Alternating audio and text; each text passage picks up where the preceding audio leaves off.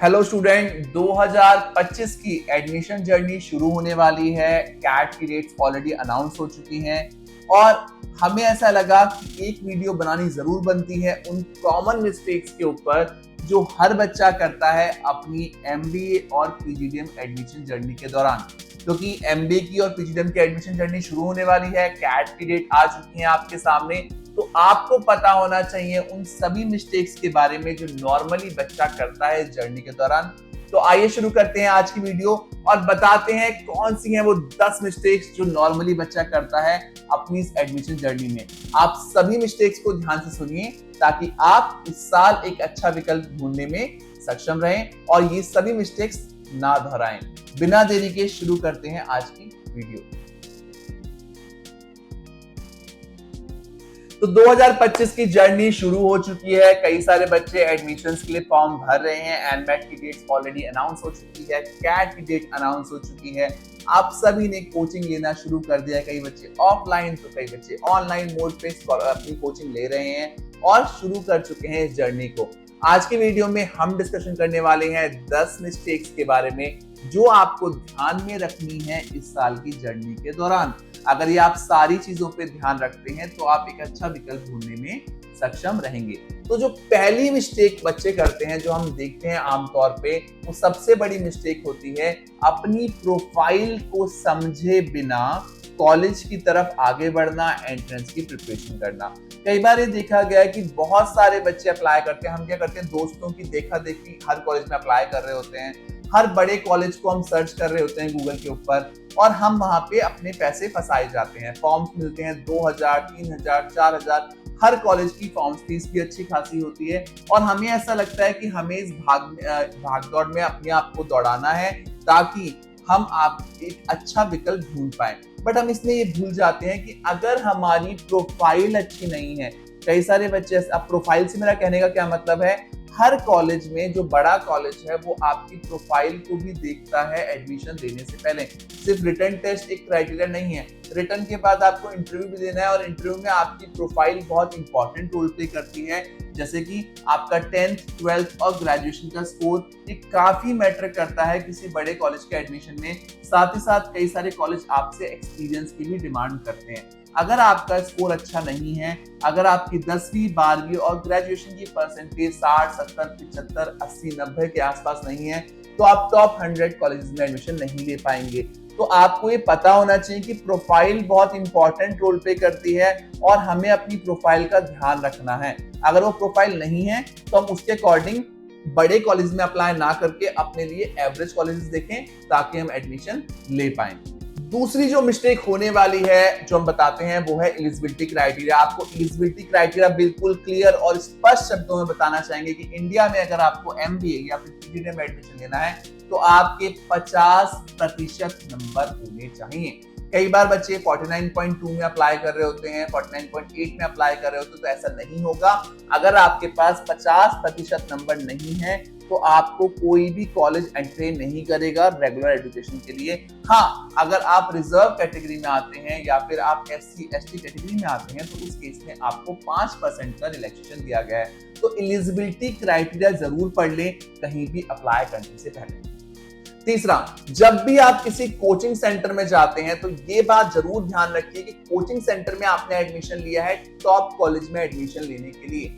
वहां पैसे क्यों दे रहे हैं? ताकि आप लीडिंग कॉलेज में प्रवेश प्राप्त कर पाए, आप बड़े कॉलेज में एडमिशन ले पाए। वहां आपने पैसे इसलिए नहीं दिए कि आपको टियर 3 या टियर 4 कॉलेज में फॉर्म भरवा के वहां पे एडमिशन कराएं। और कोचिंग सेंटर का पहला उद्देश्य है आपको तैयार करके बड़े कॉलेज तक भेजना। उनका उद्देश्य ये नहीं है कि आपको किसी भी कॉलेज में धक्का दें। तो उन कॉलेजेस के थ्रू आपको किसी भी प्राइवेट कॉलेज का फॉर्म नहीं भरना चाहिए, नॉर्मल कॉलेज का फॉर्म नहीं भरना चाहिए। वहां के लिए आपके लिए स्पेशलाइज्ड काउंसलर्स होते हैं जिन पे आप भरोसा करके उनसे बात करके वहां का फॉर्म भर सकते हैं।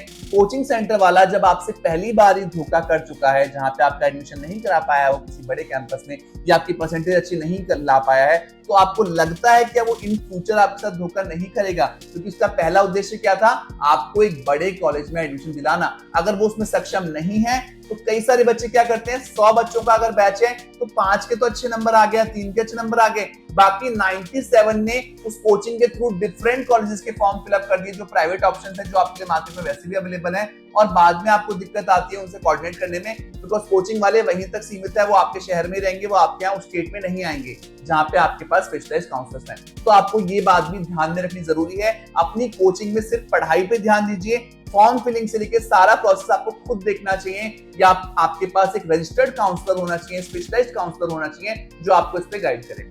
चौथा पॉइंट जो होने वाला है वो होगा एलिजिबिलिटी फॉर लोन। जो बच्चे लोन के थ्रू जाना चाहते हैं उनको पता होना चाहिए कि लोन के लिए एलिजिबिलिटी लगती है बैंक में, और एलिजिबिलिटी होती है आपकी पेरेंट्स की जो हिस्ट्री होती है, जो भी आपका गार्जियन है उसकी जो हिस्ट्री रहेगी, जो उसके पास अपने इनकम के डॉक्यूमेंट्स होंगे वो पूरे होने चाहिए। अगर आपको लोन अकाउंट 5 लाख, 6 लाख, 7 लाख, 8 लाख, 10 लाख, 12 लाख, 15 लाख लेना है तो उसके लिए कुछ डॉक्यूमेंट्स लगते हैं जिन्हें आप जरूर देख लें, बैंक से जरूर बात कर लें। कहीं ऐसा ना हो कि आप कोचिंग ले लें, सब कुछ ले लें, और जब आपके पास लोन की बारी आए तब आपको पता चले कि आप लोन के लिए एलिजिबल ही नहीं है और आप फिर स्क्रैच से शुरू करते हो। तो ऐसा नहीं होना चाहिए। डे 1 पे आपका पैसे का फीस वाला पार्ट भी क्लियर होना चाहिए कि आप उसका जुगाड़ कहां से करोगे। अगर आप लोन से करोगे तो लोन के लिए आपके पास सारे डॉक्यूमेंट होने चाहिए, और ये सारी चीजें आपको ऑनलाइन दिख जाएंगी। अगर नहीं दिख पा रही है तो आप हमसे भी कांटेक्ट कर सकते हैं। तो लोन वाला पार्ट भी आपका क्लियर होना चाहिए।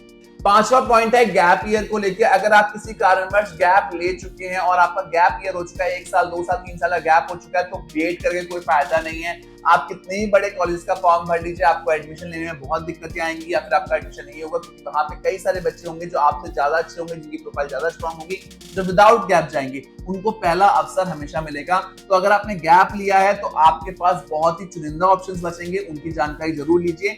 रिस्पेक्टिव कि आप हर कॉलेज का फॉर्म भर रहे हैं, वहां पैसा वेस्ट कर रहे हैं, आप उन्हीं कॉलेज में जाइए जहां पे आपका गैप एक्सेप्ट किया जाए। छठा पॉइंट होने वाला है डोनेशन का। काफी सारे बच्चे हर साल हमें कॉल करते हैं कि हमें कोई भी बड़ा कैंपस डोनेशन के थ्रू मिल जाए तो हमारी जिंदगी बन जाएगी। इस पॉइंट में बोलना चाहूंगा कि कोई भी कैंपस अगर आप डोनेशन के थ्रू क्रैक भी कर लेते हैं, मैनेजमेंट कोटा के थ्रू चले भी जाते हैं, तो वहां पे आपको प्लेसमेंट को लेके बहुत दिक्कत आने वाली है, क्योंकि उस कैंपस में 80% क्राउड मेरिट के थ्रू जाएगा, जो उनका धुरंधर क्राउड होगा, जो उनका बिल्कुल प्रीमियम क्राउड होगा, और उनके पास हर वो कंपनी जाएगी जो अच्छा बच्चा चुनना चाहेगी। तो आपकी क्योंकि प्रोफाइल वीक है इसलिए आप वहां पे डायरेक्ट नहीं ले पाए, दिस इज द रीजन आपने वहां पे डोनेशन पे किया, बट आगे जाके आपको वहां पे प्लेसमेंट में काफी प्रॉब्लम आएगी। तो अगर आप डोनेशन का प्लान कर रहे हैं तो ये कृपया करके ना कीजिए। आप यहाँ डोनेशन देंगे भी, नुकसान इसमें आपका ही होगा। आपको आगे जाके सिर्फ नाम के लिए एक डिग्री मिलेगी, बट प्लेसमेंट में आपको काफी प्रॉब्लम आएगी। सातवां पॉइंट लेके आए हैं हम रिगार्डिंग आपकी कंसल्टेंसी। जिस भी इंसान से आप कंसल्ट कर रहे हैं अपने एडमिशन में, डे 1 से आप 1 या 2 बंदों से कंसल्ट कीजिए अपनी एडमिशन जर्नी में। अगर आप 10 लोगों से बात करेंगे रिगार्डिंग कॉलेजेस, तो एंड में जाके आप कंफ्यूज ही होंगे। आपको 1 या 2 मेंटर अपने रखने चाहिए जिससे आप गाइडेंस प्रॉपर लोगे, जिनसे आप बात करोगे अपने एडमिशन से। जितने ज्यादा लोगों से आप सलाह लोगे उतने ही ज्यादा आप एंड तक कंफ्यूज रहोगे। तो ये बात आपको ध्यान रखना बहुत जरूरी है। जिस भी इंसान से आप बात करें उसको परख लीजिए, उससे मिल लीजिए। बिना मिले आप अगर बात कर रहे हैं किसी कारणवश तो उससे अच्छे से बात कीजिए, उसकी प्रोफाइल को समझिए, उसकी नॉलेज को समझिए, और अकॉर्डिंगली उसको अपनी जर्नी में आगे लेके जाइए ट्रस्ट के साथ। अगर आप 50 लोगों से बात करोगे पूरे साल में तो आप एंड में जाके सुपर कंफ्यूज हो जाओगे, जो कई सारे बच्चे गलती करते हैं। 8वां जो पॉइंट है वो उन बच्चों के लिए होने वाला है जो बिना जाए कॉलेज में रजिस्ट्रेशन अमाउंट यानी कि सीट बुकिंग अमाउंट पेमेंट कर देते हैं। तो मेरी हर बच्चे से दरख्वास्त है, अगर वो किसी कारणवश टियर 3 या टियर 4 में कॉलेज में एडमिशन लेना चाहता है तो बिना जाए पेमेंट ना करें, क्योंकि अक्सर देखा जाता है कि जब आप कैंपस में जाते हैं तो वहां पे जाने के बाद आपको वहां का एनवायरनमेंट, वहां का टीचिंग मेथड, वहां की कैंपस बिल्डिंग, 50 चीजें पसंद में नहीं आती हैं, और बाद में फिर आप रिफंड को लेके परेशान होते हो कैंपस से। तो बिना जाए अगर आप डिसीजन लेते हैं तो ये बिल्कुल ध्यान में रखिए कि आगे जाके आप प्रॉब्लम में फंस सकते हैं। कोशिश ये कीजिए कि आप जाके ही रजिस्ट्रेशन अमाउंट पे करें, सब चीजें देखने और परखने के बाद ही आगे बढ़ें। 9वां पॉइंट होने वाला है कॉलेज में एडमिशन लेने के बाद का। अगर आप एडमिशन ले लेते हैं तो सबसे इंपॉर्टेंट है स्पेशलाइजेशन। अगर आप एडमिशन लेने का प्लान कर रहे हैं तो सबसे पहले स्पेशलाइजेशन को माइंड में रखिए। आप कॉलेज में घुसने से पहले, अप्लाई करने से पहले आपको स्पेशलाइजेशन की पूरी नॉलेज होनी चाहिए। जिस फील्ड में आप अपना करियर बनाना चाहते हैं उस फील्ड की पूरी नॉलेज होनी चाहिए और अपनी प्रोफाइल को सोचते और समझते अनुसार आप अपने लिए अपनी स्पेशलाइजेशन ऑप्ट कर सकते हैं। बिना सोचे समझे अगर आप स्पेशलाइजेशन ले लेंगे कि भेड़ चाल में आके चलो कोई बंदा फाइनेंस कर रहा है तो मैं भी फाइनेंस कर लेता हूं, या कोई बंदा एचआर कर रहा है तो मैं भी एचआर कर लेता हूं, या कोई बिजनेस साइंटिस्ट ले रहा है तो मैं भी ले लेता हूं, तो ये अगर आप करेंगे तो आपके लिए काफी प्रॉब्लम होगी प्लेसमेंट्स में। तो बिना सोचे समझे स्पेशलाइजेशन ना लें।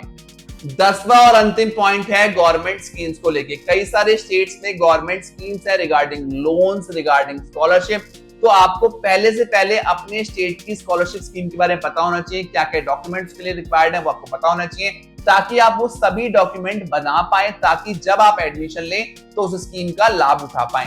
तो 10वां पॉइंट है आपकी स्कॉलरशिप्स को लेके, आपके डॉक्यूमेंट्स को लेके और आपकी स्कीम्स को लेके। तो उसके लिए आप अपने स्टेट्स की गवर्नमेंट के थ्रू जो जो गाइडलाइंस दी गई हैं, जो जो पॉइंट्स दिए गए उससे गो थ्रू जरूर कर लें।